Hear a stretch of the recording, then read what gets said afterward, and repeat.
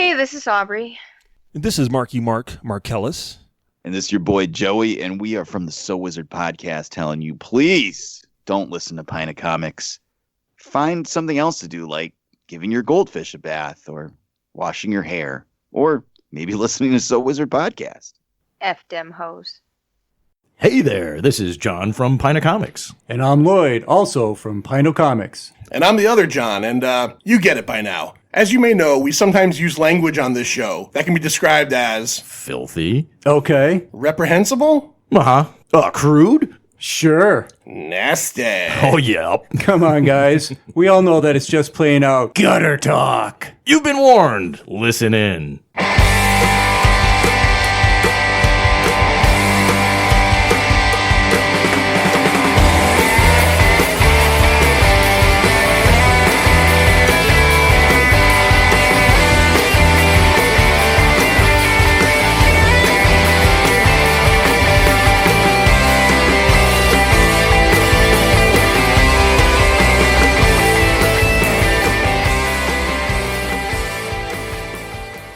Happy 2020 to all of you Pint of Comics listeners. Sir John, happy 2020. Cyberpunk 2020. That's right. We're in it. It's happening. It is happening. Right now. Right now. All I want is my new American Motors, and we're all good. There we go. Is that a company in the game? Yeah. Yeah. Yeah. New American. NAM? Is that what they're called? No. No. Okay. I tried to make New American Motors. Yeah. Isn't that game coming back too? Cyberpunk 2020? Is that? No. No? Cyberpunk 2077. Oh, 57 years later. Yeah. No one else happens. 37? 57. 37 years later. 2020, 2077. Oh, I thought he said 57. I said 57. Oh, fuck. That was confusing as fuck. You need some Geritol there? I heard the wrong thing. Manster. Let's start over. Oh, that's good. That worked. That was funny. That's good. That's good. My idiocy is funny. Do you need a ear implant? Is that what you need? Cybernetic ear implant? Cochlear. A cochlear. Is that they're called cochlear implants? Not in that game. No. I need that too. They're just cybernetic. I played that game in my I role need playing some days. ginkgo biloba. I think I played that with our good friend and Pint logo designer Lonnie Chant. Probably. I'm fairly certain he ran that one. Yeah, Cyberpunk 2020. I don't know that game. Yeah, it was cool. You could buy you could be a cyborg and buy upgrades and get a fucking better gun attached to your arm. Yeah. And it was cool stuff. Typical like any other game. Speaking of that, I wanted to bring it real quick before we get into. Except you could go crazy. Yeah, well, if you become addicted to it too, right? Was that part of it? Yeah, partly. Yeah. The game is all about sex, drugs, and money. Not rock and roll. No. Only if you're playing a rocker. Okay. So I'll play a rocker. I wanted to bring up real quick because I think you said you liked this movie a couple weeks ago. A couple months ago here, now that we're in 2020, at Black Friday, I was at a Walmart on the way home from work. I always stop at Walmart and go through the bins of Blu-rays that are decimated. It's completely decimated but now. I find some stuff. So you know what I got? I got for $5 the Blu-ray of Alita Battle Angel or Battle Angel Alita. Oh, really? Yeah. Yeah, they actually reversed it. It's Alita Battle Angel. Right, because it's Battle Angel Alita, right? And you said, did you like that one or no? I have not watched it It's yet. watchable. It is. Okay. It's weird. It's weird making an anime into a live action. There's a lot of stuff that goes on into it. And I know people weren't overly thrilled with it, but they weren't as disappointed as, say, what was it, Naruto that was done? Maybe. It was some of those other anime. What was the one that shot? Ghost in the Shell. No, well, that too. Yeah. But there was, what was the one that Shyamalan did? Shyamalan. Oh, fucking The Last Airbender. That one. That one got critically panned by the fans, and this one didn't. Yeah. And it actually, I think it did well enough in the box office, too, which they're going to do a sequel. I think they talked about doing a sequel, Yeah, I'm pretty sure they're doing I one. never saw it. Did you watch it? I have not watched it yet, no. It's interesting. I guess, deviates a little bit from the original anime, but I don't know it that well, so I couldn't tell you what the deviations were. All right, well, I'm going to check it out, and maybe we'll talk about it on the show at some point. So this episode is the first episode of 2020. Happy New Year. Happy New Year. Hope everything's going well. This is, I have this figured out. I don't always say the episode title. This will be episode 115. We started 2019, first episode of 2019 was episode 70. And it was the episode where John, I don't know if John, no, he wasn't at GaryCon. He was somewhere else.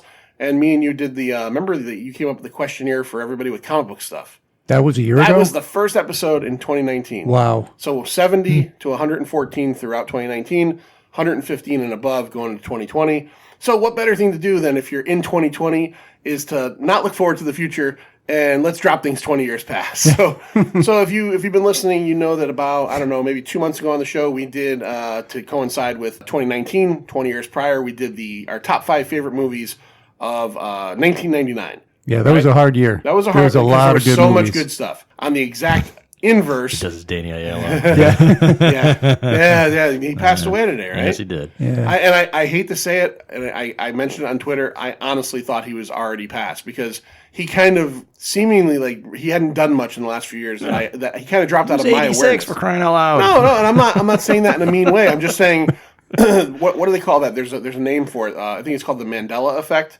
where you think something so positively that you believe it. Yeah. And he's one of those. There's been a couple celebrities that when they die, I go, "Isn't he dead?" And Danny Aiello was one of them. I always think everybody. He's a great actor, do the right thing, all that stuff. For me, because of my generation, and I mean, he's been in some great movies that I've seen, but he'll always be Madonna's dad. Oh, yeah. Papa Don't Preach. He was Madonna's dad from Papa Don't Preach.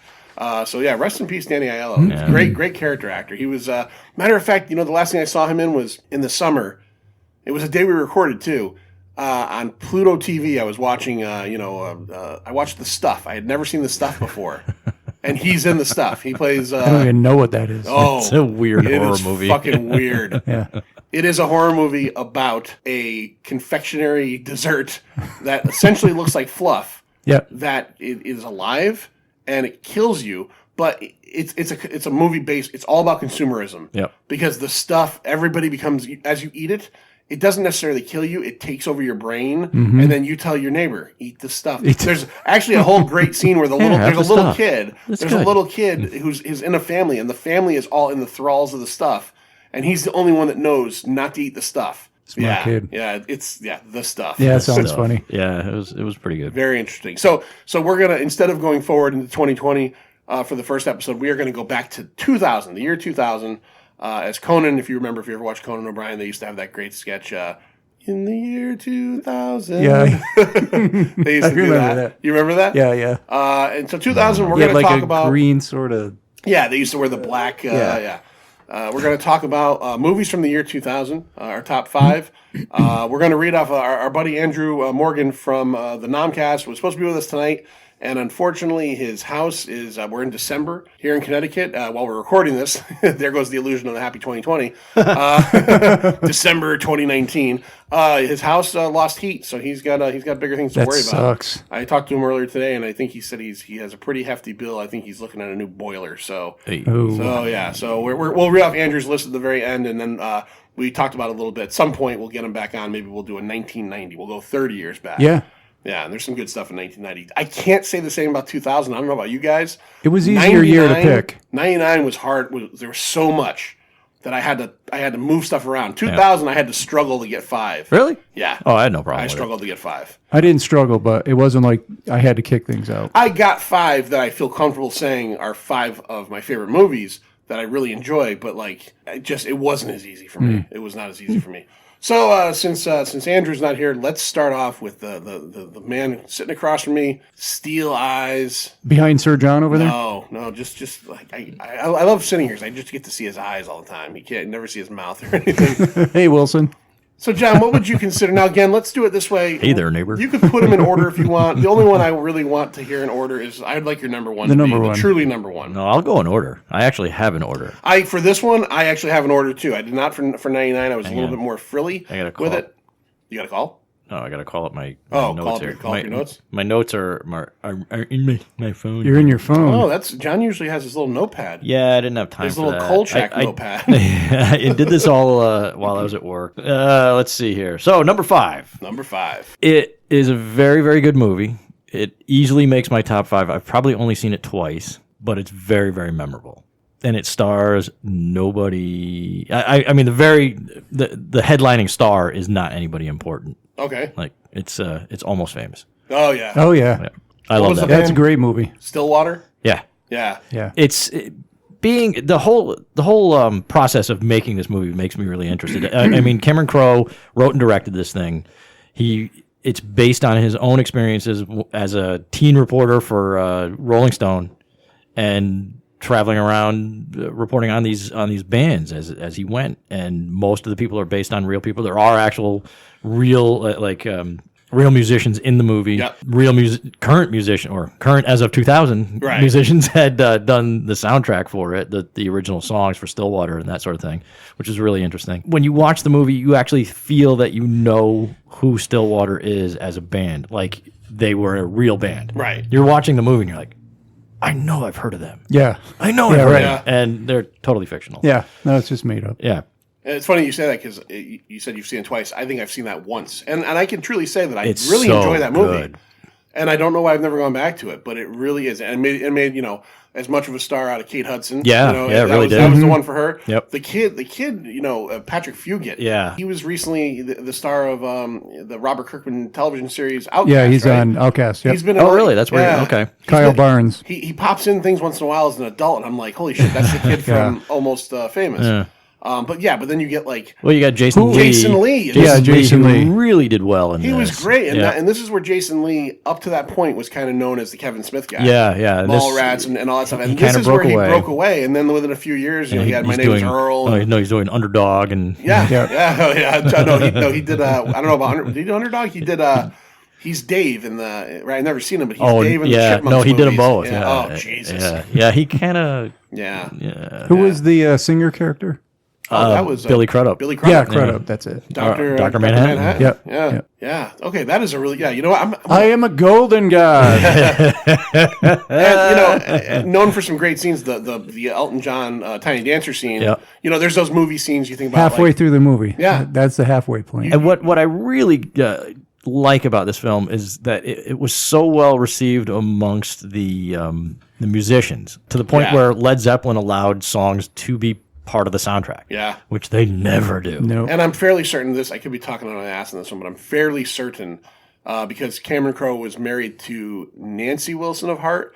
I think she might have curated the soundtrack. Yeah, too. she did. Like, She put it actually together. she wrote some of the songs. Okay. I didn't write down who else did it, but yeah, she was part of the soundtracks, part of the original songs that they did for Stillwater. So Right. And Crowe must have liked. We were talking about Jason Lee because his next movie, which wasn't as well received, was the Tom Cruise Vanilla Sky. Oh yeah, And yeah. Jason Lee was his best friend in that. So yeah, that's a good choice, man. I'm writing that down. I'm gonna watch that fucking movie. Again. It's always one of those movies where I want to watch it again, but I want to pay attention to it, Right. Because it's really good. The relationship that the characters have, it's just phenomenal. It's just a really it's a feel good movie that's unusual in its period setting. The music's great. Yeah.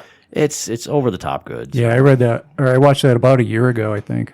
Just heard about it. Yeah, I just heard about it. No, I was doing a little homework for another podcast that we'll eventually get around to. Oh, okay. And speaking of the Tiny Dancer, is that scene there?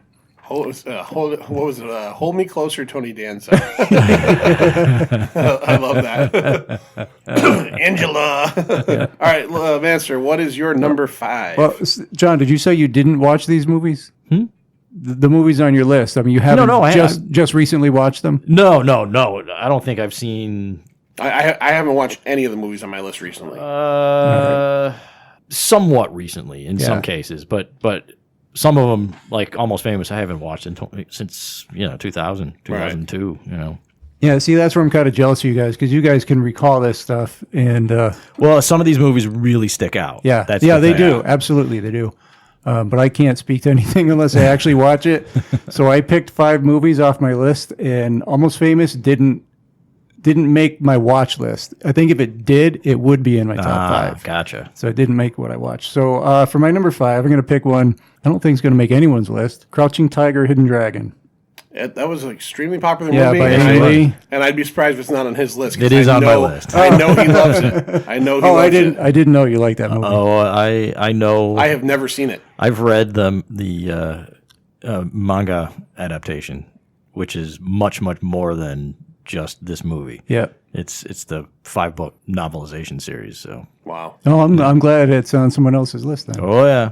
Yeah, I thought when you were saying that the actors weren't, nobody known or something, I thought you were going with that. No. I at this point, I think Chow Yun Fat was Chow known. Yun Fat was Chow known. Yun Fat. And Michelle Michelle Yeoh. Yeoh, yeah. She had done. Did she do the Bond movie at that point, or was that after? Yeah, the Bond movie was 97. Okay. Yeah. So she was known for that at least. But as far as the lead actress, Zhao Zhan. it's Zhang Ziyi. Yeah, it's really hard to pronounce in English, but she just blows that movie away. She was actually just recently in the new Godzilla movie, right? Wasn't that her? Yes. Yeah, Yes, she that was- was her. yeah. Was she in that? She was. She's one of the technicians. She was one. Yeah, she was Okay. one of the scientists. Yeah. Yep. Yeah, she's an amazing actress, and I fell in love with her in this movie. I really Oh, did. it was She's so fantastic. gorgeous. Did I you don't see know- this in the theaters or no? I believe I did. I'm trying to remember. I think I did see this in the theaters. They had to pour me out of the theater after I saw it. I mean, I was just a puddle of this movie was incredible. The choreography was Everything. so The beautiful. music- the music. I bought The this score? soundtrack, the Yo-Yo Ma score. Yo-Yo never Ma did the score? Yes, he did. Yo-Yo Ma! I never buy this stuff, and then I'm like, I have to have it. It's so haunting. It's just Yeah. amazing. But yeah, I love it. The story itself. And I'm on the outside. I've never seen it. You've never seen it? Nope. Oh my It's god! so good. You can watch it dubbed. It's Yeah. Oh no, I don't mind subtitles. I yeah, like the subtitles. It's better- I'd it's much better with rather this- watch subtitles. It I is- prefer subtitles. Yeah, it is better Dubbing with it. distracts the fuck out of me. Well, It's a martial arts. It's over the top. It's a love story. It's an it's everything. allegory. It's just everything you could think of. and it's only a piece of the stories. Like it's this 5-book series. So it's kind of surprising with the fact that this movie did really well. that internationally. We've too. never seen. They never did anything past that, right? There's a sequel that was released on Netflix, I think. But 128 million domestic. yeah, Right. I didn't watch this. Much more and it international. won all kinds of awards too, didn't Yeah. it? Yeah, maybe not Oscars necessarily, but I know it was up. And this was Ang Lee, right? Ang Lee made this. Ang Lee. Ang Lee, Yeah. Came out in December that year. December of 2000. Yep. Just gets in for your list. Just got it in. I believe the novels were translated, but I've never seen them. Which I always wanted to read them because there's a lot of information that the movie gives you that of the character's past that you don't get because you got to read the earlier novels. Okay. There's a huge story going on. Really? there. Yeah. I'll have to Oh, maybe it's- check that out sometime. If nothing else, find the manga. I forget who published it. I think Go it ahead, was Lloyd. Viz. Make your note. You got a pen. Make your note. They collected them in larger formats, so you could get them like 3 or 4 books, the big fat books that they okay. put out, and they're beautiful. They're absolutely gorge's. Are they color? Yeah. Okay. Yep, full color, full painted color. Oh wow. Yeah. That sounds great. Like watercolor, I bet. Yeah, it's real muted kind of stuff. You know It's the beautiful. dancing in the trees. From what I've read, that was all actually done in the treetops, Sure. like by those actors. Oh, I think it was probably wire work. Yeah, that was when wire work was Yeah, becoming it really was big. the first big thing. Yeah, the yeah. Matrix and that were the Yep. first wire foo. And I'm trying to remember. I think I did on the website a couple of years ago. I did not a review, but something about Chang Pei Pei, the one that played Jade Fox. Yeah, Jade Fox. I'm pretty sure I did something about her on the website, some kind of retrospective of her career or something like that. Because she's fantastic. Yeah. You watch that movie and you're like, she's so vile, but There's there's no so one that much doesn't more. deliver in that movie. Right. There's so much more going on with her character. There's a reason that she's so vicious and so angry at Li Mubai. Mm-hmm. I know these. I Lee love Mubai. Lee Mubai. I love their haircuts too. It's like yeah. bald until the halfway point and then a long ponytail. The just the kung fu is amazing. It's incredible. It's I am going to bring this ridiculous. room This started down. a whole glut of these kind of movies. It did. It really did. You had what was the big one after that? Well, there was what was, some Jet Li ones that Yeah, were there was kinda- Jet Li ones. Yeah. There was Iron Tiger, Iron. Oh no, Iron Monkey. Iron Monkey, yeah. is Yeah. awesome. I have that too. Iron Monkey is an amazing movie. That's Jet Li, right? I think so. Honestly, I don't remember Yeah. now, but it's the story is incredible. It's good Chinese stuff. Yeah. All right. Well, I'm going to bring the room way down with my number 5 Uh-oh. because John hates this movie. Oh, It's certainly not beloved amongst the masses. Speed 2 came out in 97. 97. No. We discussed this movie You're a one little time. We discussed this movie one time on the podcast, and you like freaked out on me. adaptation. No, it's not adaptation. So all of my movies. I'll preface this by saying I saw all my movies. Is it in How the theaters. Grinch Stole Christmas? No. Okay. All my didn't see movies I saw in the theaters, and this is one I saw in the theaters, and I loved it's. Now you got your World War II movies that are Saving Private Ryan or war movies like Platoon that are heavy-handed and they're, there's a message and all this stuff. And then you get your ones that are just like, for me, fun adventure movies. This is more of a fun adventure World War II movie. Jon Bon Jovi is in it. Oh. Yeah, yes. Matthew McConaughey, Jon Bon Jovi. How the fuck is this on your goddamn favorite list? I love this movie. I'm still not sure what it is. It is Jonathan Mostow, the director who ended up making Terminator 3.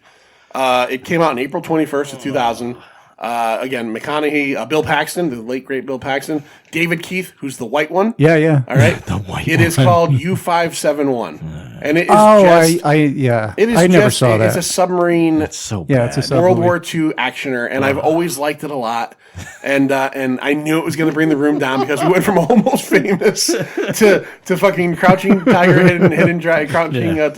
Then we go over to my little thing that most people are going to go, "What the fuck was that?" U-571. It was one of McConaughey's earlier starring roles. It was right in the first couple years of his career. Who was the Italian actor? The dumb kid that got... Eric Palladino. Yeah, there we go. Yeah, he was that on one. ER, I think. Yeah. And I saw him... I think he was just on an episode of Watchmen. Okay. Believe it or not. All right. And he just aged so much I couldn't tell if it was him, and I didn't look at the credits. He was one of those guys like from ER. There was a couple of them.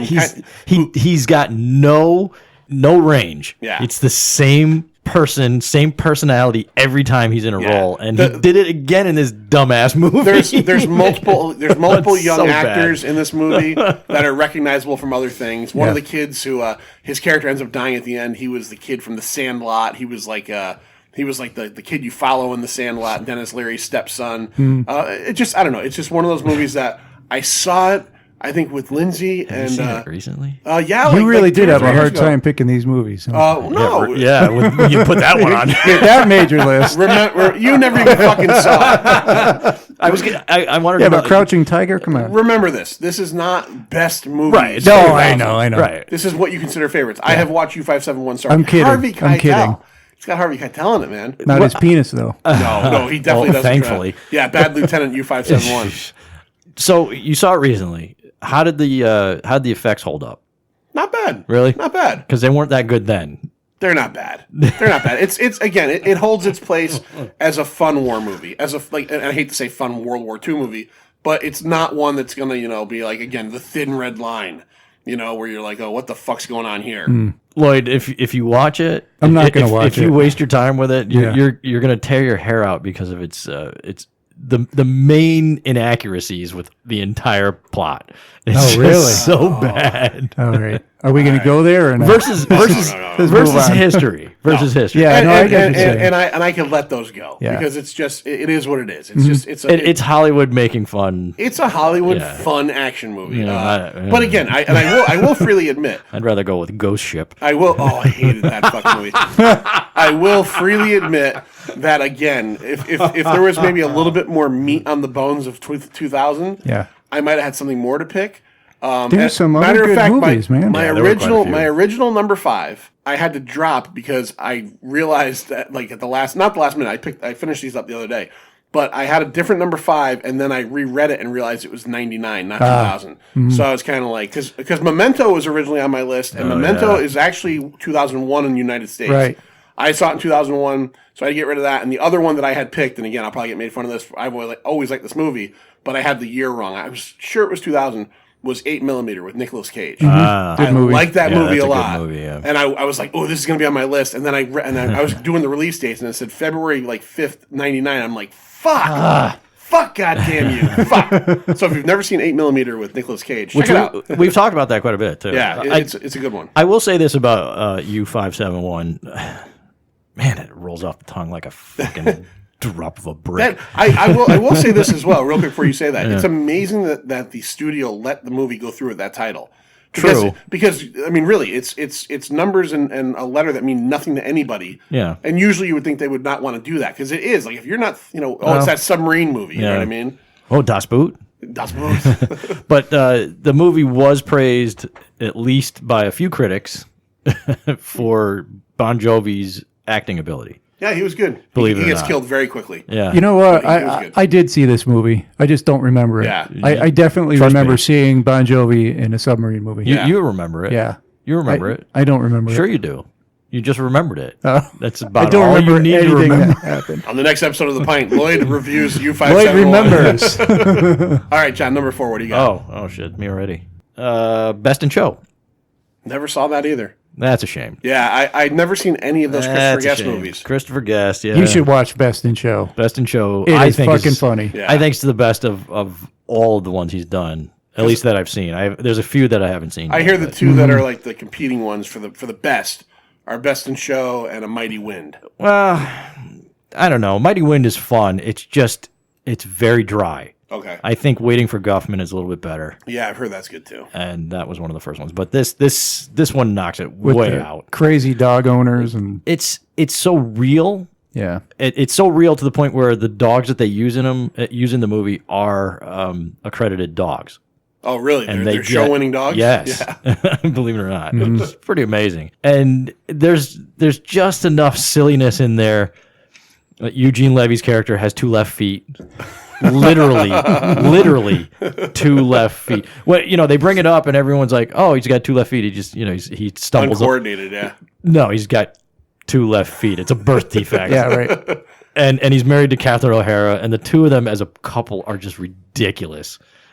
Yeah, Lindsay loves a show they do together called Schitt's Creek. Yeah, I've heard about that. And I've heard people say it's great. Yeah. It's one of those shows that's like, we don't have cable, but it's like it's on some fucking weird network. Yep. But she watches, I think, on Hulu. Yeah, one of my coworkers was telling me to see that. They're a married couple in that too. And Oh, really? His real Oh, life geez. son is his son in the show. And I've seen heard bits. he's even better. I guess his kid. He's good. supposed to be really good. He's good. Yeah.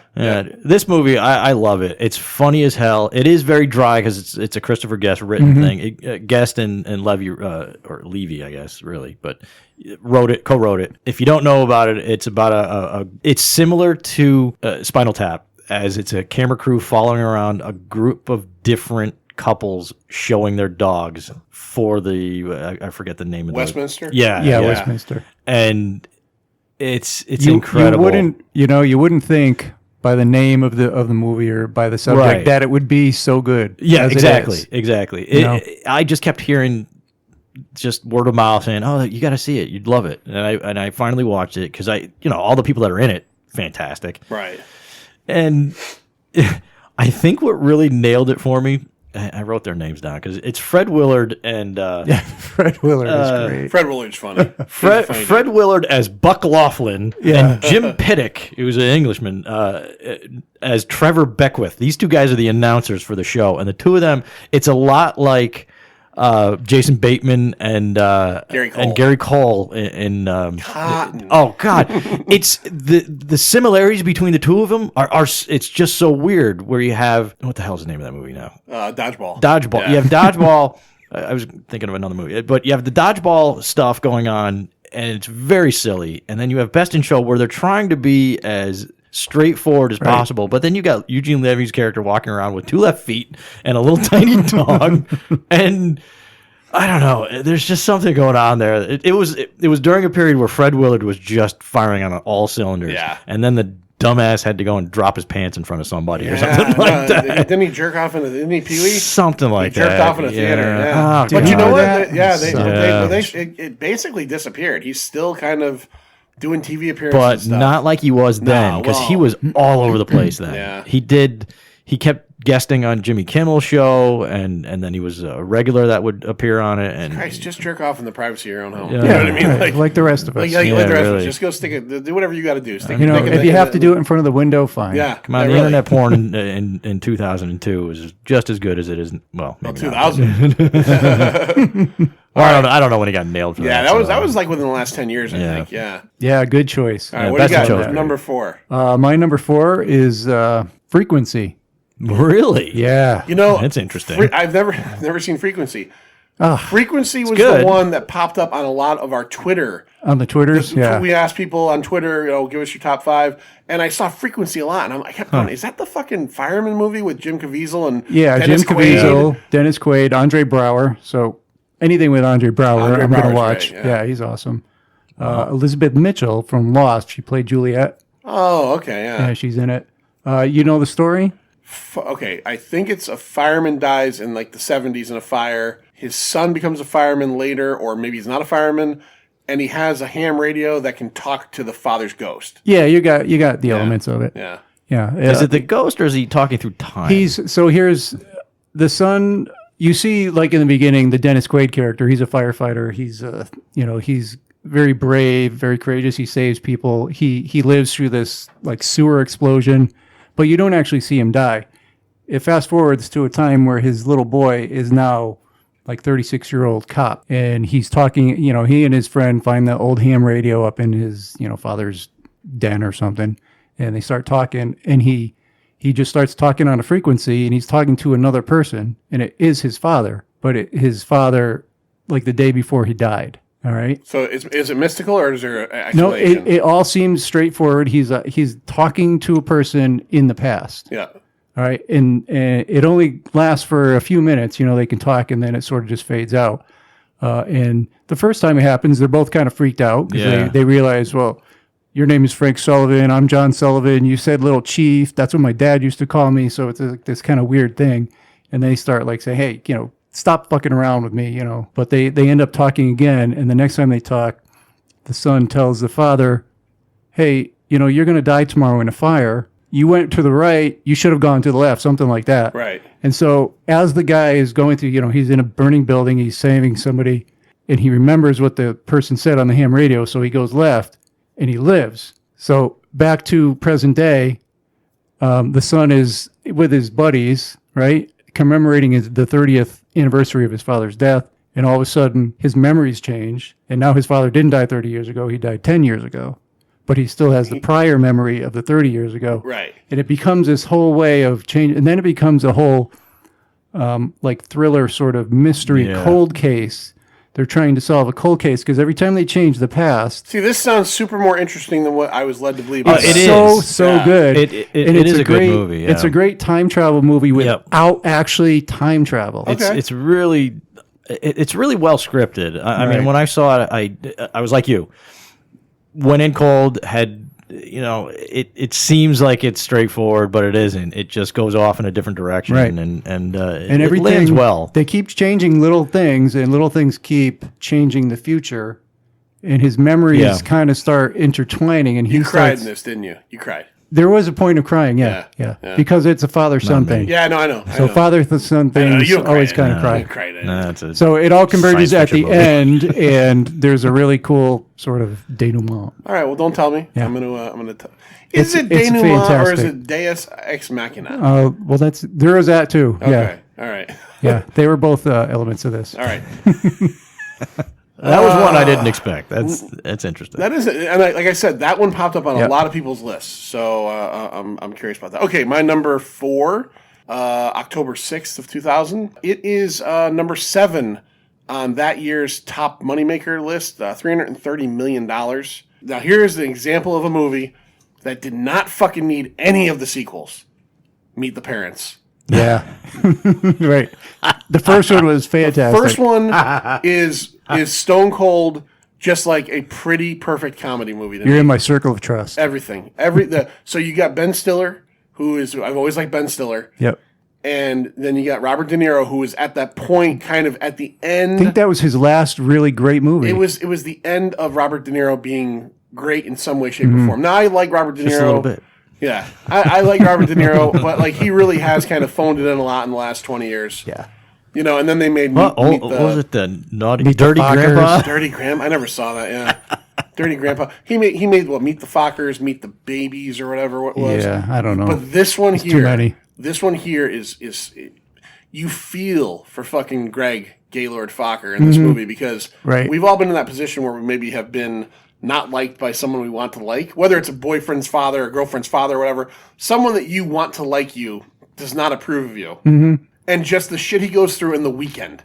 He ends up like the cat gets out. He ends up setting the house on fire at one point, and then he's got to compete. The cat can flush the toilet. The cat can flush the toilet. Yeah, the father's an ex-CIA agent. He's got to what was the wife's name? Terry. I never saw any of these movies. You never saw the You first didn't see one? Meet the Parents? None of them. Oh, it's so good. I am going to go ahead and say this: that I know you, and I know you're rough on stuff. I think the first Meet the Parents, you would agree, is a fucking good movie. I saw it with Lindsay in the theaters. Bradley Cooper? No, Owen Wilson. Owen Wilson. Owen Yeah, Wilson yeah. plays the Owen Wilson. Owen Yeah. Wilson plays his Ben Stiller's fiance's ex-fiance, Mm-hmm. who's perfect. He's perfect. He's a he a is. ski champion. He donates all of his time to charity. he's recently he's like born again. He's talking about JC. Yeah, Are you JC. Down, You down with JC? You down with JC? Just a fucking fantastic movie. I remember seeing that in the theaters with Lindsay. We went to the old Meriden Theater, the Meriden 10 over by the highway, and I remember seeing it like opening night, and I remember the people were laughing. Yeah, That was open then? yes, Really? yeah, 2000. Wow. People were laughing so hard, and out of all the Was there a movies, floor? out of all the movies on my list. Out of all the movies on my list, this is the one I had the hardest time reconciling that it was 20 years ago. Because Yeah. it doesn't feel like that was 20 years ago. Oh my Yeah, God. well, Yeah. So, I You're remember. making us all feel old. yeah. I remember watching Crouching Tiger, Hidden Dragon in the theater and what was going on then. So Yeah. 20 years, man. All right, John, what is your number 3? I have a tie for 2 and I 3. knew you'd have to have a tie. These two movies flip flop a All lot. right, well, don't So tie. we'll just do one now, and give then we'll us, do one give or us two. 3 part 1, Yeah. and then we'll do 2, 3 part 1, 2, 3 part 2 Right, later yeah, on the next yeah. round. Yeah, I'm not going to give them both now. All right, so what was the first of your tie? Let's look at my list. Tie goes to the runner, motherfucker. Tie goes to the runner. High Fidelity. Ooh, good one. How many movies have you guys? I have never saw that either. You kill me with this. High Fidelity. I love High Fidelity. Here we go. Crouching Tiger, Hidden Dragon. Nice. Oh, see, I didn't. When you said you, so Yeah, Lloyd, you don't know. Lloyd has a shirt on that I guess the Jesus and Mary chain must. Yeah, it's a Psycho Candy album. Is that in High Fidelity? Yes, yes. When you showed me that shirt earlier and said it was tied to your movies, I figured it was Jack American Black. Psycho. What was the Uh, quote? How do you not have this album? Something like that. It's Jesus in the motherfucking Mary chain. This is a movie, John. I think I remember talking to you about a long time ago that you kind of equate to your life experiences, right? Sure, a lot of it is. This is one of. I was just talking to a friend of mine a few weeks ago about this. This movie is one of my go-to sad movies. It's very life affirming. Okay, It's great. And this is John Cusack. It's just too. life, you know. Yeah. I've Yeah, read John Cusack. He's not. I don't know. I'd call him a sad sack. He can't commit. He's a horrible human being. He's only about making lists about things. He's never in the present. He's always trying to make a list for something He that does. he didn't do right in the past. He does shitty things to people, particularly the women that he's involved with, and especially the one that he's pining over for the entire movie. right. And is this Lisa Bonet is in this? No, yeah, she's in it. yeah. Yeah, she's in it, and she's pretty good. And this was kind of Yeah, one of the she movies. sings, and I totally agree. I hate that Peter Frampton song. Oh, Baby, see, I love your way. I don't have a problem with it. I think it's funny as hell how they all hate on it. And, I have and that's- hated that song since I was a kid. Well, here's the thing but is- I like her version of it. The funny thing about the movie is very similar to comic book fans because they're all record collectors. And They are shit to anybody Oh, yeah. who's not in the elite. so one of the background characters is Alex Desire. Oh, the black guy from Becker. Sure. Yeah, he was on Becker. He was in Swingers. I kind of yes, he was in Yeah. that, but I kind of Okay, remember yeah, him that guy, mostly yeah. from the original Flash TV show. That's right. He was the sidekick in that. Yes. Yep. And he has a very small part in this, and he gets some good lines where he's just, "You just shit on everybody. That's not one of your elite group of And people." this is the this is one of the movies It's just- that kind of really pushed Jack Black into overtime. it right? really did. Oh, yeah, for sure. I think he wasn't their first choice either, or they wanted him to play the other part. It was some weird I did read stuff. something about that. I bought this movie. I'm not even kidding. I bought this movie on Is DVD it still in cellophane? years ago. No, I bought this movie years ago based on John's recommendation. I've And you never haven't watched watched it. it? I'm going to watch Oh, it. my Sorry, he hasn't God. watched Wonder Woman either. No, I know. Well, that's the Wonder Woman 2 trailer came out the other day, and I'm like, I'd probably better watch the first one at some point soon. I like when in the beginning, the actress, I can't actually, I might have written it down. The one that plays the girlfriend. Iben Hajele, Yeah, she's got something like that. She's not an American actress. She leaves in the very beginning of the movie. She leaves, like she's leaving him, and he's yelling out the window, "You're not even in my top 5." Oh yeah, He's like narrating to the brutal. audience the whole. He like breaks the fourth wall. It's A I lot. gotta watch yeah. this. I gotta Yeah. watch And this. you have to see the bits with Tim Robbins because you end up hating Oh Tim my Robbins God. so much. If you loved him in Shawshank Redemption, you will hate him in this. There is a scene where But he's he's thinking about Tim Robbins and the ex. Yeah. And that's a scene that ran through my head so many times with so many of my different exes. I'm going to watch this. Oh, it's just brutal. And him just like screaming out loud. That was me many, many times. On the next pint, John reviews High Fidelity. Yeah. Oh, High Fidelity is just great. I read the book after watching the movie, and the book and the movie is a great adaptation of the book. It's vastly different while being very similar. And it was, and in the end, he finally shows some growth.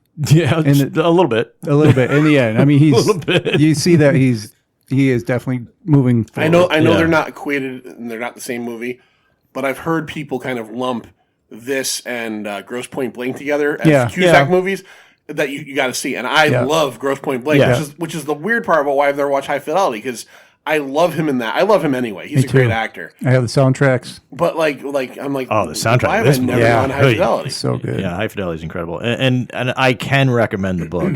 It's set in London instead of Chicago, so that's one big difference. But it's a very good book. Nick Hornby wrote it. Nick Hornby, I knew the name. And this is a Nicholas Frears movie, and if you don't see Nicholas Frears movies often, Stephen it's too Frears? bad. Oh, sorry, Yeah, Stephen Stephen. Frears. Stephen Frears. All right, got Nick I know Hornby I'm in my familiar head. with the name, but I don't know what else he's done. Let's see here: Dangerous Liaisons, The Grifters, and one of my favorites, The Grifters. yeah, Oh, The right. Grifters, John Cusack. which I hate. I absolutely despise that movie. Yeah. But he did Hero with Dustin Hoffman, which did not take off at all, and I love that movie. Andy Garcia? Yes. Where he's the bum? Yes. Yeah, I saw that a long time ago. That's a great movie. Yeah, what is he? He saved someone or? So Dustin Hoffman is a real shitty person, and he ends up being this hero on a downed airplane. Right. He doesn't want the limelight, and he tells the story to Andy Garcia, who's a guy that's down on his luck, and he decides to come forward and becomes the hero. Gina Davis? Yeah. Yeah. And I've Chevy seen Chase. this. Right, yeah, I remember that. Chevy Chase. I've seen this fucking movie. Not as good as High Fidelity. No. No, definitely not, and not a 2000 movie. But I love Hero. I saw that in the theater. I was like one of 10 people that paid for this one. So far, out of the movies, I think Almost Famous did not make its budget back. Best in Show did really well, and High Fidelity did really well. But yeah, it's kind of weird. Yeah. Usually, I like the lower end. Lloyd, what's your number 3? My number 3 came out March 28th of that year. Made $27.3 million. It was out for 39 weeks. High Fidelity. Okay. All right. So He's got the You love this T-shirt. movie? Yeah, you got the T-shirt. yeah. I love the movie. This is something you watch. Have you ever? Oh, go ahead. What? There is a line from this movie that I used to repeat because I worked in a record store too. So Yeah, and so did I. I think maybe that's why we love these movies. it could be. It could be. There's a lot of similarities to everything that you do as a retailer too. And this is an independent store too, so which is even better. But there's a lot. I will now sell 10 copies Yeah, of the that's Beta right. Band. Right. I used to do that. I would go. I will now sell 10 copies of Enya. What was it that he was selling though? It was something from the Beta Band. I thought. Yeah. Oh, it was and so good. he'd play Melissa Gilbert's in it. Sarah Gilbert, Sarah not Gilbert, Melissa. I'm yeah. sorry. Sarah Gilbert. No, Sarah Gilbert. It was Yeah. it was one of her first roles after leaving Roseanne. yeah. And it was a very small role, but it was kind of a pivotal one too. It's a good movie. I'm pulling this Joan out tonight. Cusack is in it. Yeah, The Cusacks always find their way into but each other's movies. she's His movies in particular. hysterical. Yeah, she's so good. Rob, This is good. You got You're watch an this movie asshole. I tonight. know. I totally feel like I'm out of the fucking loop. All right, so you guys talked about High Fidelity. What's your number 3? sorry. My number 3, February 18th. I saw this. I saw them all in theaters. Directed by David Twohy or Twohy. Yeah, Toohey. Yeah. Cole Hauser, son of Wings. Claudia Black and Vin Diesel. Oh God, And Rhoda Mitchell. Rhoda Mitchell. I couldn't. You know what? When I was writing this down, I didn't have it in front of me. Pitch Black. Yeah, Pitch Black. Pitch Black. The first of the. I guess you can call it the Riddick trilogy. Yeah. The best. a surprise hit. Total surprise hit. Yeah, Total surprise hit. So this is a science fiction movie where Vin Diesel, who at that point this was before Fast and Furious. This was a year before Fast and Furious was. How a year many later. did he make? I think he did Private Ryan. He before was this. known mostly for the Iron. Well, if you knew, he was the voice of the Right, the Iron voice. Giant. I don't think anyone knew that at that point. Yeah, and I believe, I would agree with that. But I think the thing he was most known for was Private Ryan. Yeah. And he dies in the first 25 minutes of the movie. Right. You know, he wants to. She looks just like my niece. You know, And he's a hero in that movie. He must have done one other role before Pitch Black, but this is the movie which broke him out. This is the movie that solidified it for him. And started, and you know, the thing with him is, and this is something whether you like it or not about him, is that he's loyal and he loves this role because he keeps going back to the it. following 2 times that he went, especially the third time. So the third time when they made, I don't remember what it was called. It was Riddick. It was just called Riddick. He fucking mortgaged his house against the production and everything. Right. Because Wasn't there something about part of the deal he made was to full ownership of the character? yeah, I believe so. Something like that? I believe so. There was video games made of this character. that were pretty big. It was called the first one anyway. from- Chronicles of Riddick: Escape from Butcher's Bay. It was a good game It too. I was had it. so awesome. Yeah. I played that game all the time. He played. So Riddick is a ultra criminal. You know, I don't know if you really get into what he is. He's a murderer, a thief. He's a bad dude. Right, yeah. But he's an anti-hero, and what makes him, I guess, different than everybody else is that he has in jail he had a cybernetic enhancement where he can see in the dark. Well, that works he had out his pretty eyes well. shined. Yeah, he gets his eyes shined and he Yeah. can see in the dark. Well, it works out for him because while they're being transported from prison to prison, I think it is, they land on a planet that is basically enveloped in total darkness. Well, at first it's in total sun. 3 suns. Yeah. And then it goes to total pitch black and all these like fucking very alien-esque aliens start attacking and taking down all the characters that are in this thing. And it becomes a survival movie. The second movie was much bigger in scope. It was just like this big science fiction thing where it Didn't was. it have an opera in it and stuff? I don't think it had an opera in it, but it was big. It was very big. Yeah, all right. And then the third one went back to the third one. In all honesty, I enjoyed it. It's very much just like it's like Force Awakens and Star Wars. They just went back to he's on a planet where there's a bunch of creatures he's got to fucking fight. I like the third one. But I liked it too. Yeah. I like all 3 of them. I actually like the second one too. They really tried hard. Carl Urban. Carl Urban is in Yeah. it. They really tried hard to expand the universe, and it failed miserably. But this one here, Pitch Black, I remember seeing this with my dad, and my dad is a hard critic with movies. He enjoyed this, and it was, you don't always get movies like that where it's just like this Kind of out of nowhere. cool concept, and like again, who the fuck is Vin Diesel? And not only that, not only did they make the video games based on this character. There is anime out there. I think it's called Dark Fury. It's like 2 I little heard about animated that, movies that they did that bridge Pitch Black and Chronicles of Riddick. I actually have it somewhere. I watched it. It's pretty good. It kind of tells you the story about what happens to him at the end of Pitch Black and how he ends up where he's at in Chronicles of Riddick. So, Not liked at all by Roger Ebert, by the way. oh really? Yeah. Oh, not well liked by this guy either. Oh, you weren't a fan? I was not. I have never gone on to watch any of the other Riddick No. movies because I just didn't care for them. Well, I'm gonna say if you did not like this one, you're in good hands not watching the next 2. Funny 'Cause they're- story. I bought when it came out on HD DVD. Oh, for anyone who might remember that, The red band. there was a battle of new DVDs, which was Blu-ray Blu-ray or or HD DVD, and I chose wrongly. yeah. I bought. You know what else I bought?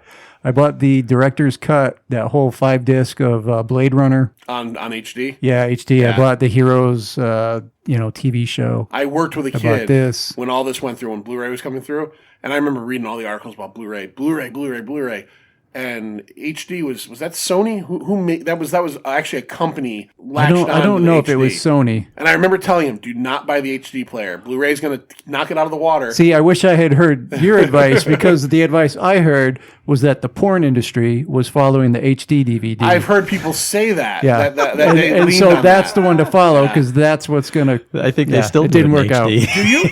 Yeah, Do maybe. you remember? Does Because you anybody need that dick in high def. high def dick? High def dick. High def dick. Does anybody remember? This is before Blu-ray. This is more along the lines of like the first couple years of DVD. A friend of mine had this. Do you remember Divx? Do you remember what that was? Yeah, DIVX. DIVX. Yep. That was you would. Vaguely. It was a coded. It was on the computers. It was. You could use it in a DVD player, but it was locked. And the way it worked would be you'd buy it, and it was cheaper, I believe, than a regular DVD. So if a regular DVD was $25, this was 19. But you could only watch it twice before it would lock. Somehow, I don't remember how, you could pay. That's great. You could pay like That's an so additional great. like $3 to get it To unlock it. Unlock it. So I guess And then you get what 10 the more fuck was the viewings. point? I guess they looked at it as like a multiple time rental. I'm fucking the specifics up totally. But look up. Yeah, but we Divx. get the point. Yeah, it was like it would we lock. need a tech guy. Yeah. Yeah. So my number 3, Pitch Black. John, you're Number two. You're number 2. Number 2. Tied with number 3. Tied with number 3 would be Snatch. Snatch would be on my list if I've seen it more. I saw Snatch, I me think, too. once. I like. Snatch would be on my list if saw I've seen it more. It's been a while since I've seen Snatch myself. If I have seen you guys. Snatch more often, because I love Snatch. Yeah. I love when Brad Pitt is in Snatch. Okay. Jason Statham in Snatch is fantastic. Oh, the Watching Snatch. Jason Statham working in Snatch was, I don't know why I don't watch Snatch more This often. is going somewhere. All right, so John, what about Snatch? Tell us about Snatch. What do you want to know? I like Guy Ritchie movies. Yeah. I'm a big fan of Guy Ritchie. What is Pitt called? He's a pikey, Yeah. right? They're gypsies, right? Well, sort of. He's- They're basically people that live in campers and travel Right. around. So yeah, technically gypsies, but then again, that's a different story. That's an actual group of people. Right. He's essentially The Roma. He's essentially a bare He's bare knuckle boxer. Yeah, he's right? I forget his character's name. Is One Punch something. Mickey, And, right? Yeah, Yeah. he's Sounds right.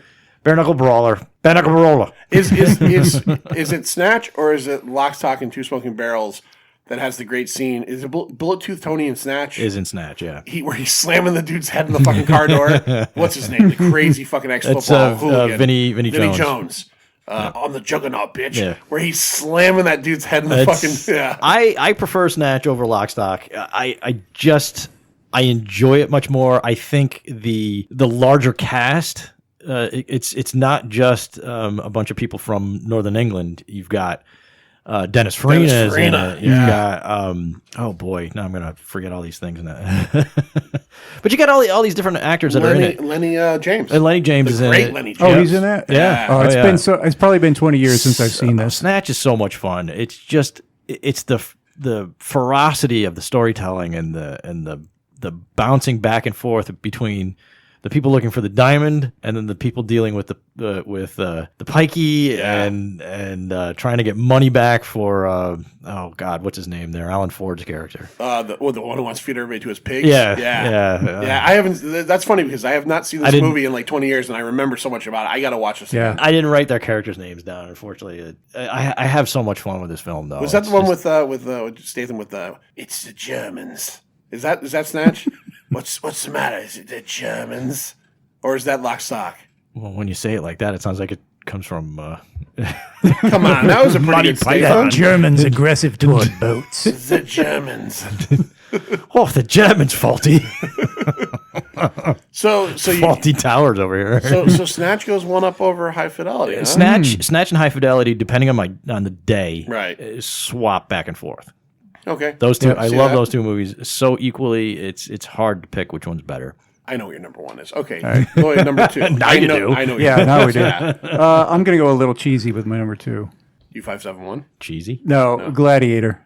Oh, there's nothing cheesy about Yeah, that. a little bit. I Gladiator almost made my list. Well, that's not your number one. No. Oh, I would have. Oh, I know what his number one is. It's obvious. Yeah.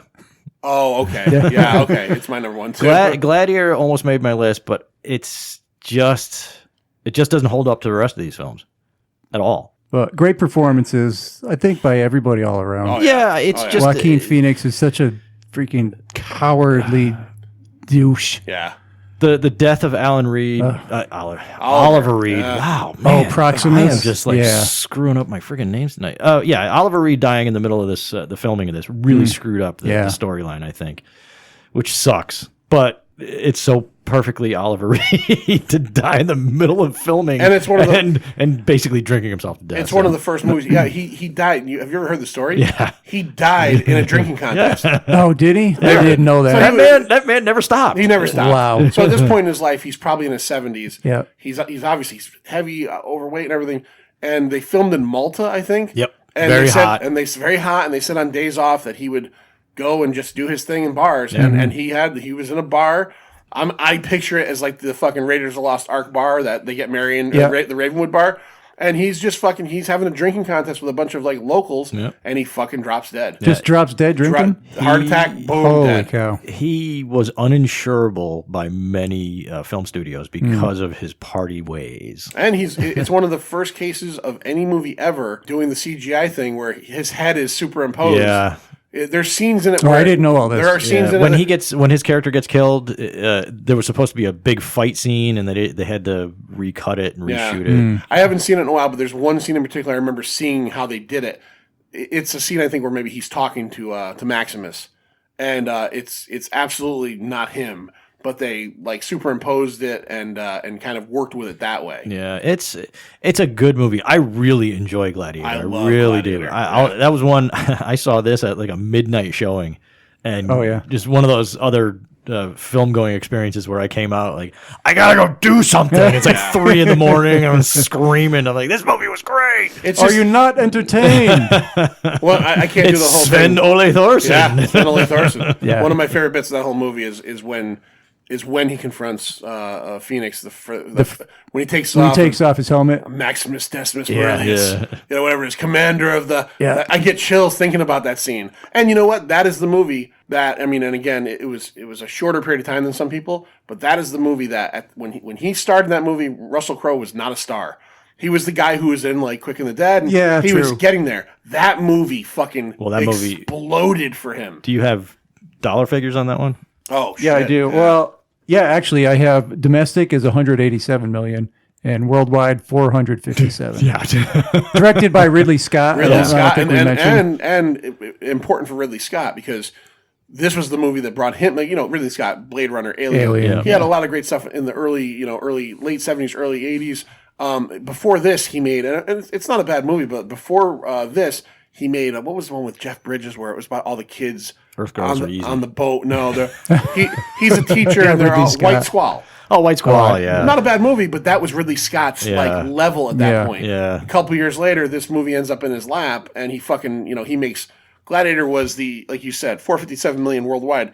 The top 10, it was top 10. It was number 3. Number 2 worldwide. Oh, worldwide. Maybe number 3 in the U.S. Yeah, U.S. number 3. But I'll come straight out and say that's my number 2 as well. Oh, okay. I fucking love. I just mean Gladiator. cheesy because of the, it's a pretty generic story, but Well, think about who's in it too. I mean, you've got Rolf Mueller, the Richard Harris. who was really Briefly. good. What is the woman who plays Commodus's she's I didn't get her name down. oh shit, she's a Danish actress. Yeah, She's in Wonder Woman, I believe, right? She's one of the Amazonians. Fuck, I can't It's think a of her good, name. strong character. She's great. a great actress. I love how the father is like, if only you were a man. Yeah. It's a shame. Yeah, that's what it really. All the people that are in it, all the background characters, all the military commanders that don't support Commodus. Right. It's interesting to see the whole Jaime layout. Lunsu? Yeah, another one Awesome. Oh yeah. it's just great. I love seeing Rolf Mueller in it though. He's the he's one of the slaves. yeah, He's one of the gladiators. He's the German guy. He's the one that He's the big Dolph Lundgren looking Yeah. guy. Yeah, he's a German actor. He's probably best known before this as playing Conan on the TV on show. that awful Yeah. TV Oh show. wow. Yeah, what was it, like one of those UPN or what are they, like It was- Saturday afternoon? It was definitely a syndicated show, Yeah. and it was so bad. He's got the physique. His English wasn't that great, which I think was part of the draw for having him on that show. But the stories were so lame. They were about as G-rated as they could get. It is one of those shows that like if you don't know about it, you don't know about it. Right. There's shows It was like 2 seasons, I think it went. there's shows like that come out and like, okay, oh yeah, I kind of remember that. Like I've never seen any of the episodes, and every time I run across a still like of it, I'm like, fuck, I forgot they made a Conan show. And it was with the guy that played Mickey on Seinfeld. Was one of his yeah. sidekicks, and I forget who was the other one, but it was so bad. Oh yeah. yeah. Okay. Yeah, Mickey the dwarf. Yeah. Fucking great. Gladiator. I know what you're saying in terms of like maybe a little cheesy. It's really awesome. solid, good movie. It's one of those movies that there's so many scenes in it. Like I cannot see a movie, and I know there have been movies where people do this, and I think maybe it was even Endgame that they did this, where someone's walking through a field with their hand. Oh, with the hand. Oh, yeah, yeah. Thanos did it Yeah, in Endgame. That's right. That's fucking Gladiator. Yeah. That's the beginning That's of the what end of I'm It wouldn't be a Gladiator. Disney Big movie if anime. they didn't lift something. Yeah, yeah. Well, but I'm saying I've seen it in other movies too, and I'm like, every time I see that, I'm like, it's Gladiator. Mm-hmm. You know, that's such a fucking good movie. Yeah. And Russell Crowe was so good in it, and you know, and the fight scenes and Great fighting. Yeah. Even the CGI wasn't too bad. No, I mean he fucking fights tigers. It was in kind of It's cool good. to see, the Colosseum and the vista of Rome. I want to say, I could be talking out of my ass here, but I want to say that they were the first group of people to go in and get a 3D map of the Colosseum to make that work. Okay. Very possible. Yeah. Yeah. I think that film pushed more archaeology into figuring out exactly what Rome looked like at any given point. Right. Oh, that's cool. Yeah. It totally reignited Ridley Scott's career. Definitely. Because right after that, he Oh, had Black Hawk Down, Hannibal. He's getting all Yeah. these movies that, Well, whether you once- like them or not, they're big. Once you make a movie like this, Yeah. that's when the studios go, oh, maybe he's important Yeah. still. And I'm pretty sure too. I mean, this takes some thinking back, but I'm pretty sure too. Like there was no hype around this movie. Like you knew, okay, Gladiator. You kind of knew it was coming, but it wasn't like this summer. This Gladiator movie's gonna kick ass. The only hype I remember is the sheer amount of money they were spending on it. Right. That's about all I heard about it. And people were like, it's a Gladiator movie. Right. And then it came out, and well, Kind of kicked ass. Yeah, I gotta watch this. again. All right, John. We get to you first. Number I one? think I know where we're at. I think maybe all three of us are there. Maybe. No, no, because you- Lloyd already mentioned it. Yeah, I've already. what was It was my number 5. Yeah. What was your number one? My number 5 was Crouching Tiger. Yeah, that's my number one. Oh, okay. Yeah. So then mine. Okay. All right. Yeah, Crouching Tiger. Okay. Oh, yeah. I guess I should have guessed that by the way you said they had to pour you out of the theater. And by the way, the other movie I was thinking of was House of Flying Daggers. Oh, yeah, Oh, which came out right, after right. this. Yeah. Yeah. And then they did a movie called Hero. Hero, Too. yep. Yeah. Jet Li. They being the They, Chinese. the Asians. They. And then those Asians made some more movies. Yeah, there were so many good ones. Yeah, around the filmmakers were trying to do the Ang Lee style of Right. filmmaking and all that kind of stuff. So, Like I said, I've never seen Crouching Tiger, but I remember when that was a fucking phenomenon. House of Flying Daggers is a bit heavier, I think. Yeah. It's less of open-ended story. It's less of a love story. It's less of a, it's just more in your face, and I don't know. It didn't really catch on to me as much as this one did. So All right. Right. Lloyd, It's still very cool. yeah, what do we got for a numero uno from you? My numero uno is Pitch Black. wow. Yeah, no, I that was one of the movies like I felt like was mine, Okay. You know what I mean? That you watch a movie, you're like, damn, that's my movie. All right. I'm down I with felt that way about Near Dark I as had well. U571 on my Yeah. fucking list. So I'm okay No, with I that. love Pitch Black. I like the they didn't get into it a lot, but the planet. I wanted to see more of the planet that they were on. Yeah, It was well, Tatooine. I like the way they did the. Tatooine. Yeah, it is. or was it Dantooine? I'm always confused by that line. Whichever one had the. Are they saying Dantooine? Yes, it is. They are. Okay. Yeah, Dan- it's Dantooine is a Yeah. different planet from Tatooine. Yeah, Fucking the yeah. Tatooine planets. out in the outer The rims. different lenses. You had the yellow lens, and you had the blue, and then it was totally black. It was very cool Was looking. it pitch black? It was pitch black. My wife Lindsay says that You had those spires with all the creatures that come out. Yeah. The effects were good in that one too. My wife Lindsay always says that she feels that Vin Diesel burps all of his lines. Everything's like He's kind of like Stallone. he's Stallone-ish, but Yeah. he's got a deeper voice. I don't know what it is. yeah. Live my life 1/4 cheeseburger at a time. All right. Well, my number one. I'm really surprised it made no one's list. Maybe it made honorable mention. I have no honor. None? No, I've got honorable mention. I've got none But either. I think I know what yours is on my honorable mention. My number one came out on November 22nd, written and directed by M. Night Shyamalan. Yeah. Bruce Willis, Samuel L. Jackson, Robin Wright. I think at the time she was Robin Wright Penn before she ditched him. Yeah. Unbreakable. Yeah, it didn't make my list, but Unbreakable to me, like you go back with the Shyamalan stuff because he was a phenomenon for a while. Sixth Sense, we talked about in the 99 Yep. show. That to me, that's a good movie, but I That's really what don't go made him, back to though. it. It's what made him. The what was the one after that? Signs is super popular. Yeah. People love that. For me, Unbreakable is just this fucking fantastic story that, again, it doesn't have what you'd call a twist ending like The Sixth Sense, but it has a reveal at the end yeah. that kind of changes everything. So Bruce Willis is a guy that survives a train wreck that kills many people right? Or I can't remember if it's everybody. Everybody on the train but him. He is untouched, right? Why? Why? Is Not he even untouched? a scratch. And this is what I liked about this movie is if you could think back to 2000 when the trailers and everything hit for this movie, no one knew what it was about. Right. No one knew that this was a comic book movie about superheroes, which is what it eventually. It's the origin of a superhero. So Bruce Willis he doesn't get hurt. You meet Samuel L. Jackson, and he's the inverse. When he's born, he breaks every bone in his body. Right. And he grows up, comic book reader, comic book fan, and eventually, and he has this.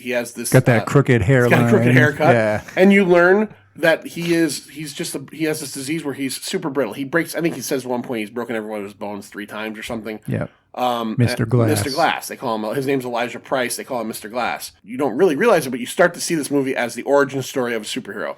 Bruce Willis starts to actively do things superheroes would do. He saves. There's a fucking harrowing scene where he saves a family that's being like held captive by a fucking crazy dude, and it's great. And then you get to the end of the movie, and you find out that and here's the spoiler, but again, you find out that Samuel L. Jackson's character, who has been mentoring him and trying to guide him, has also been setting up all these things, the train wreck, right. a mudslide, to find somebody that's the inverse of him, because he feels like, from being such a comic nerd, that if he's super brittle and there's got to be someone out there that could be his opposite, and he's going to find him. I still remember seeing it in the movies. It gave me chills. The last scene in the movie, when Bruce Willis realizes that he's killed all these people, and he's walking out of the comic book store, and he's got tears in his eyes, and the last line of the movie is Samuel L. Jackson saying, "You know how I knew there'd be someone out there? Because of the kids. They called me Mr. Glass." And it ends right there. And then you get like the little thing saying that, David Dunn called the cops and he was arrested. And the story ends right there. Right. Right? Until the sequel. Or it should have ended right there. I've never seen the sequel. Yeah, I never because saw it. it's one of those movies that I don't care how. Technically, there's 2 sequels. I saw Split. Okay. Split was good for What I liked it was. What I liked about Split was, and this is the only thing I liked about Split, was McAvoy is great in it. Yes. He plays, fucking 35 11 personalities. Oh, is it 11? that many? It's like- I don't I think he remember. says he has 35. He plays like 11 or 12. Yeah. What I liked about Split, the thing that I did like about it, as much as I don't want a sequel to Unbreakable, is that in today's day and age of everything being spoiled, nothing doesn't get spoiled anymore, right? Was that you get all the way to the end of Split. I don't even know the spoiler, so. Well, the spoiler at the end of Split is, so it's a movie about this guy. I know Split. Yeah. Right. So I'll spoil it for you. Oh, okay. It's not I'm gonna sorry. matter. I thought you were spoiling Glass. Oh, Glass. I haven't gotten to. okay. Okay. So the end of Split. There's nothing to spoil in that. Yeah, I won't watch shit. that. I won't watch that because that for me, it's like you don't need to go back. At the end of Split, it's this movie about this guy with all these personalities who kidnaps a cheerleader, and then you start to realize that he's got powers, right? You find out that he could turn into this fucking he calls himself the Beast. He's got superpowers when he turns to one of his personalities. The very end of the movie, and it's a TV screen talking about like this, whatever his name was, Wendell something. Yeah, he's in a diner. He's in a diner, and then it pans up to a guy at a booth saying to a guy, something crazy like this happened a few years ago, and he's talking to Bruce Willis's character from Unbreakable. That was a great little moment. We didn't need we didn't need anything Glass else or anything past that. Right. The M. Night Shyamalan superhero verse. But fucking Unbreakable, I'm sorry, man. And Unbreakable, not just that, but like everything is framed like a comic book in that movie. Yeah. Every single scene is framed out like a comic book. This is a guy who made a lot of movies and was very popular at one point in time, and now he's kind of on the comeback trail. I don't really care for him much beyond that. Like Signs was, I think Signs was a good movie that Signs was a good movie that kind of had to me, a really dumb fucking conceit to it. The aliens are going to kill everybody on a planet made of fucking 80% water, and they're made. It's like a Superman said, "I'm going to attack the kryptonite planet." But it's got some scary shit in it. In the village. The village. It was kind of obvious. It was obvious, and then when you get to the whole point at the end where the blind girl is walking through the woods, fuck that movie. But my number one is Unbreakable. Yeah, good. And like John, I have no runners up in 2000. Oh, you don't? I have You none. don't? I don't. Runners I up? could have. I mean, I looked at other movies that almost knocked Almost Famous off, but as I was thinking of it, I'm like, this movie is so superior to all these other movies. There was no way it was going to lose its spot on my list. And then everything else is like, they're not even. It's not worth bringing them up as honorable mentions. They're good movies.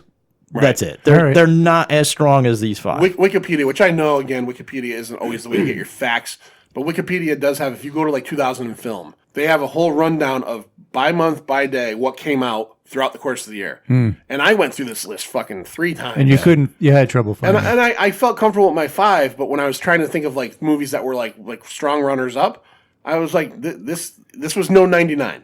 99 was like, fuck, did I take this one out and put this one in? And now that I know 8mm in there, I'm like fucking totally confused. I should have mentioned that. But, Well, you'll have to go back and watch some of the ones John and I said. absolutely. I'm going to check them out for sure. All right, well, I'll give you my runners-up here. We've already pretty much heard them all. Almost Famous, Snatch, Best in Show, Meet the Parents, Unbreakable, and one other, Remember the Titans. That one was almost going to make my list. Never seen that. It got very, very close because that's a really good movie. I've never seen that. Fuck. I don't know why. Just that's one I It's kind of great. avoided. Another Denzel. Yeah. It's another period movie. Ryan too. Hurst. Yeah, from Sons of Anarchy. Okay, And, Lloyd. and Will Patton. Will Patton, yeah. Oh, yeah.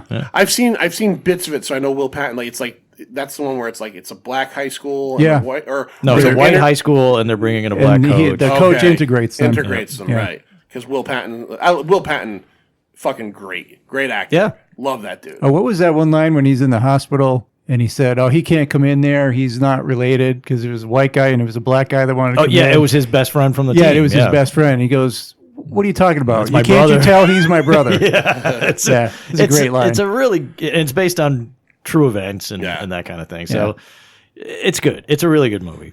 What was the one that I saw? Maybe what was the one where I know it's just another The football Replacements? movie. No, it's another football movie from a few years after that where the whole Yeah, wasn't that year? That was the same year. Yeah, that was that year. it was set in the 70s and the whole fucking North Dallas 40. no, the whole football team the whole football team dies in a plane crash. It was a true story. What? Alive. No. No, that was soccer. Matthew McConaughey and Matthew Fox are in it. I have no idea. Fuck, what was that called? We Are Marshall. We Are Marshall. Yeah. Absolutely. The true story. The Marshall varsity football Yeah, that team was a good in the one, too. 70s was traveling somewhere and the plane crashed and they all died. Come back together and bring all these kids in. And That was a good movie. Anthony Yeah, Mackie was in absolutely. that. Yeah, that was a good movie. Okay. Oh, I didn't see that. Yeah. All right, Lloyd. All right. We well, got some of our friends. Well, right? we got Andrew Morgans, yeah, let's do Andrews. who unfortunately couldn't make it. I hope. Well, by this time it's resolved. But Let's get you know, those I hope he boilers gets his in. One heat. would hope so because it's Yeah. cold. yeah, he actually used the word in the text I talked to him about. He had to relocate his family tonight. So I wouldn't doubt it. Yeah, it's cold. That's why I offered to do a big old pallet bonfire in his backyard. it's cold here in Connecticut 2020. It gets cold. Yeah. All right. So Andrew's number 5 was High Fidelity. Okay. Yeah. All right, we heard that one. Number 4, Unbreakable. Hey. Number 3, Almost Famous. Number 2, one we haven't heard yet. Oh, Brother, Where Art Thou? Yeah. I like that movie. Yeah, I do too. I was convinced I was going to be on your list. It was an option, but Okay. it's My hair. I love, every time Clooney wakes up in that movie, he's worried about his Dapper Dan hair products. I like it a lot. I just don't like it as much as the others. That's a crazy movie, man. Well, Tim Blake Nelson steals every scene he's in. Tim Blake Nelson is fucking. I'm on episode 2 of Watchmen. Oh, Watchmen, yeah. And I didn't know it was him at first. Yeah. 'Cause as far as I am, he's never taken the mask fully off. He does. That's the mirror Okay. man. Yeah, Looking Glass. Yeah. Looking Glass. That's it. He pulls up one point to eat, and I'm listening to the voice. I'm The like, voice is is that so- fucking Tim Blake yeah. Nelson? Because he's one of those guys. He's got that like fucking Arkansas. Yeah, it's Yeah. like a Southern. He's a hick. Southern thing going on. Yeah. But he's fucking great. Yep. All right, what else? Andrew Morgan's number 1, Gladiator. Gladiator, yeah. Yeah. He had a couple honorable mentions. Yeah, so American Psycho, Best in Show, Wonder Boys, You Can Count on Me, and Aaron Brockovich. Wonder You can Boys. count on me. I think that was like I don't Laura remember. Linney and Mark Ruffalo. If Laura Linney was in it, I'm out. Oh, you're not a Linney fan? No. You're not a Linneyite? Yeah. We call ourselves Linneyites. No. No. Wonder Boys was Michael Douglas. That's a remake. okay. That was Michael Douglas. Yeah. Aaron Brockovich was obviously Julia Roberts. Julia and what Roberts. was the second one you said? That was a big Best in hit. Show. yeah. But American Psycho was American one Psycho. American Psycho was a movie. didn't come up on our list. I remember years ago watching, and I think there's certain things that are good. And there's a scene where have you ever seen it? Yeah, Where he's giving out his business card, and like because the other guy has like a slightly whiter business card, he's like fucking freaking out Right. inside. But it's not a great movie to me. But Well, Aaron Brockovich was a huge hit too. oh yeah, well that was Steven Soderbergh, right? Yeah, Brockovich, yeah. That was right before I think he did Ocean's 11. I think that was the next year. Makes Could sense. be, Yeah. yeah. All right, who else do we have? All right. So our Twitter friends, first one I'll do Kira Nearest at empty__spaces. Spaces. She's got Girl Interrupted, Aaron Brockovich, Chicken Run. That's a great. With Aardman, was that right? Wallace and Aardman, Gromit? Yeah. Aardman Studios. Yeah, that's great. Coyote Ugly. Okay. Oh. And Almost Famous. I know Kira, and Kira is the biggest Piper Perabo fan I've ever Oh, met. yeah. No, I'm kidding. I don't Yeah, Yeah, that I was Chicken going to Run, say, that was good. okay. Chicken Run was fun. That Yeah. was another one I'm looking at it. I'm going, I should put that on the list. Like, no. Never Well, saw Girl that. Interrupted too. Girl Erupted was the movie that kind of blew up Angelina Jolie. Yeah. That was Yeah. kind of the one that put her. I mean, she had done a few things before that, but that was the one that kind of like. I think she won an Oscar for that. Or is that where? Yeah. Is that the one where she made out with her brother at the Oscars? I don't know. I think it might be. yeah. Weird chick. Yeah. Weird fucking chick. Yeah, really. Hey, Pitt liked her. Yeah. All right. So then we got Six Packer G.I. Gary at IGGARYV. IG Gary V. Gary Viola. Yeah. Gone in 60 Seconds. Not a shock. Gary's a car Well, guy. he's a car guy. He's a car guy. Scary Movie. The Scary movie's got some funny shit in it. Yeah. Space Cowboys. Wow. Okay. Remember the Titans. There we go. And here's one, a little shocking. Bring It On. Cheerleader movie. Come on. Bring It On. Bring it on's a lot of fun. Yeah, It's that's a fun movie. Bring It On's Yeah. fun. Bring It On's fun. And Eliza Dushku. Oh, yeah. Eh. Yeah. Oh, don't you me. See, you guys, and I mean you guys as fandom, just jumps all over this woman, and she's peripheral at best. Oh. Come on, I'll take Kirsten Dunst over her. Oh, you're on fucking crack. Oh, wow. All right, fine. Gabrielle Union, I'll take her over her too. Gabrielle Union. Yeah, Kirsten Dunst gets. I don't. This I don't movie, this movie is not a what the hell's her name again? was- Dushku. Dushku. Yeah, it's not a movie about her. So I'm not talking about her. I'm Yeah. talking about. I'm talking about the. What is it? What's on the top there? You know, like the fucking Nah. the looks. She's a good-looking girl. sure, she's a good-looking girl. Yeah, but the movie is. I agree. That's a good movie. Yeah. And Are you guys arguing? I can't even tell if you're arguing. I don't know what's going Yeah, on. we're kind of agreeing. No, it's just the cock drop on Elijah Dushku, and I Okay. just don't get it. But whatever. Well, It's fine. It's all right. That's okay. I mean, what was the? I'm going to call back to From the Hip here when we did our favorite actresses in Hollywood. yeah. What was the redhead that you like?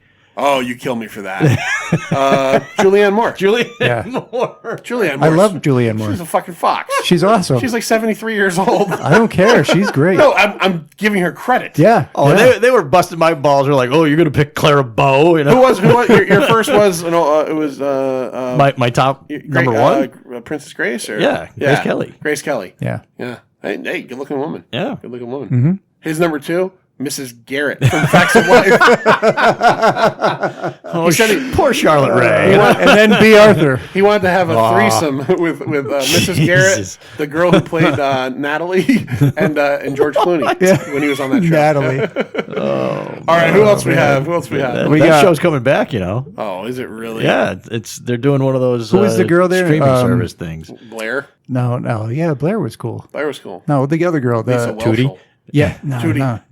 Oh, No. Joe. Joe. What was her name? Oh, Nancy Nancy McKeon. McKeon, Her yeah. brother That's just it. passed away. Really? Did he? Oh, did you miss that? I didn't hear that. And I mean, just as in when we're recording this, he died like 2 days ago. Oh, really? Oh, wow. Yeah, That's too bad. yeah. I guess he had been suffering from some sort of illness, but That sucks. 56. Oh, that's too bad. Ugh.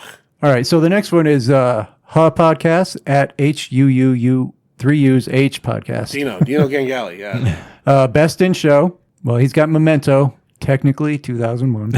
It's one of those ones that rides the line. Yeah. Rides the line because it was released in 2000, just Oh. not here. Here is the first appearance of X-Men. Yeah, I saw that on quite a few of the lists that were Yeah. popping up.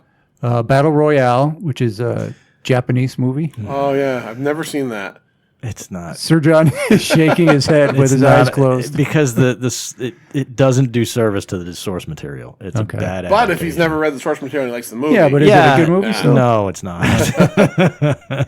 Dino, stop fucking sending us lists, Dino. And then, wait, he's got one more. We love you, buddy. He's got a Disney movie, Oh. The Emperor's New Groove. Wow. I've never seen that. That's a pretty popular lower level Disney movie. Yeah. Yeah, I've heard many, and that's a movie. It made money. That's a movie that has an interesting story. That was a movie that Disney made, I think, entirely, and then like they went through it and were not happy with it, and then dubbed a ton of it. Really? A ton of it. Yeah, that movie had to be reanimated and re-recorded, I think, one almost whole time, because the first director sent it through. Again, this is just stuff I've read in the past, and they had to redo it. Wow. Yeah. Well, good on you, Dino, for putting that out there. Yeah, Dino. That's been on in my house quite a bit before. All right, the next one is at arguing W myself. Our buddy Chris Rodell. Best in Show. High Fidelity. Me, Myself, and Irene. Oh, that's Jim Carrey. Yeah, yeah. There's a great. Yikes. There's a series of Jim Carrey movies that just don't. Fairly Brother Jim Carrey's. Yeah. That's what this was. I enjoyed this one. You either like it or you don't. Yeah. And this one didn't for me, but. This one I don't recall. The Gift. Good movie. Sam Raimi. Yeah, it's a Sam Raimi movie. Supernatural thriller. It is. Is it the one with Not Kate Hudson. Fuck, I always forget her name. Blanchett. Yeah, Keanu Reeves, Giovanni Ribisi, Greg Kinnear, Katie Holmes titties are in this movie. It sounds good. Oh, okay. Yeah. All right. Thank you for that, because that spun my brain. Is that The Gift? That is not The Gift. No, trust me, that was not The Gift. It's a murder. It's kind of a murder mystery movie.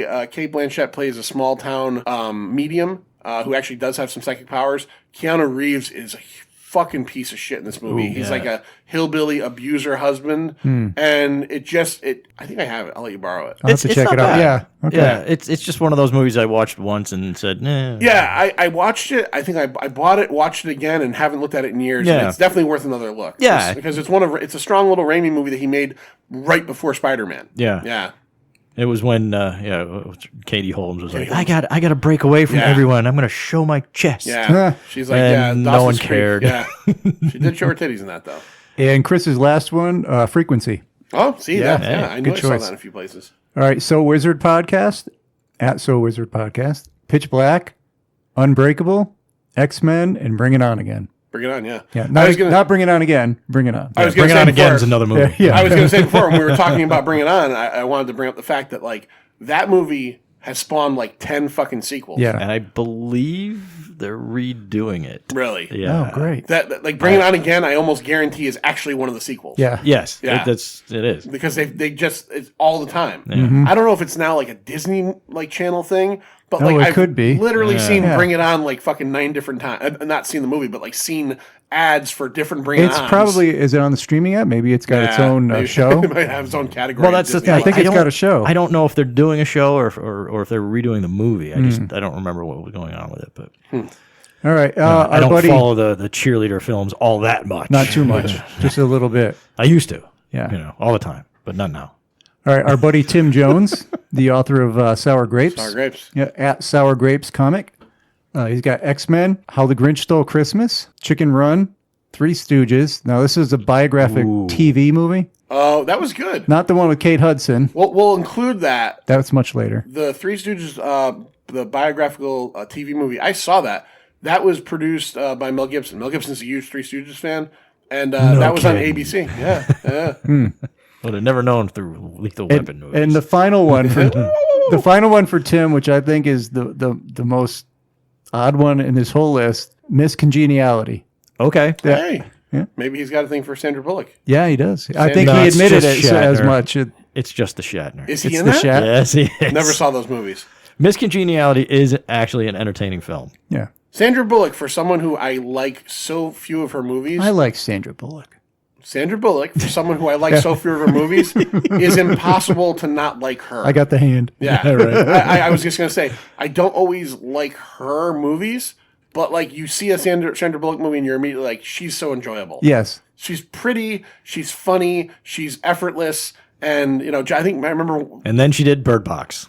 Bird Box. Well, but you also mentioned, I remember on one of the episodes we did not too long ago, you surprised us all by saying, what was the movie you loved that she was in that was like it was like a rom-com? Oh, the one with Ryan Reynolds. No. Oh, see, there's another one. No, it was older. It was Bill Pullman. While You Were Sleeping. While You Were Sleeping. I love that Yeah. movie. Yeah. That's a great film.